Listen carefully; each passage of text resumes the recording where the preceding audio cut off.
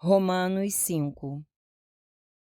Tendo sido, pois, justificados pela fé, temos paz com Deus, por nosso Senhor Jesus Cristo, por meio de quem obtivemos acesso pela fé a esta graça na qual agora estamos firmes, e nos gloriamos na esperança da glória de Deus.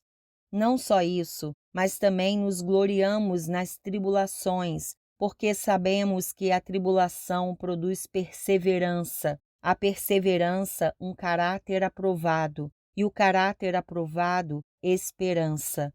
E a esperança não nos decepciona, porque Deus derramou seu amor em nossos corações, por meio do Espírito Santo que Ele nos concedeu. De fato, no devido tempo, quando ainda éramos fracos, Cristo morreu pelos ímpios. Dificilmente haverá alguém que morra por um justo, embora pelo homem bom talvez alguém tenha coragem de morrer.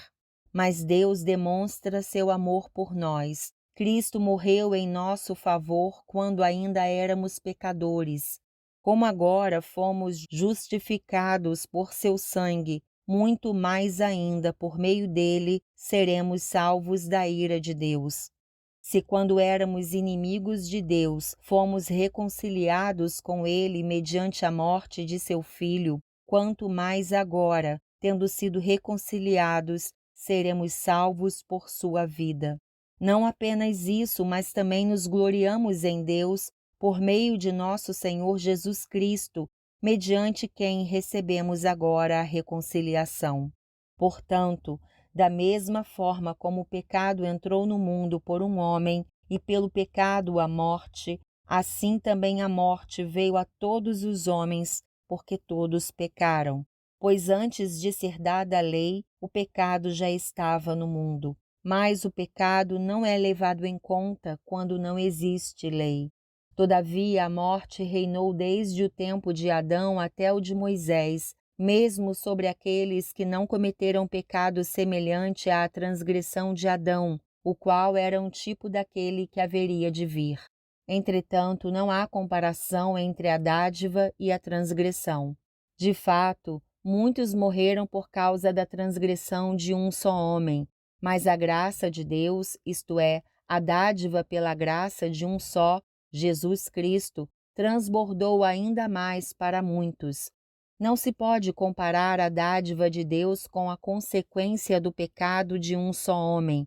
Por um pecado veio o julgamento que trouxe condenação, mas a dádiva decorreu de muitas transgressões e trouxe justificação.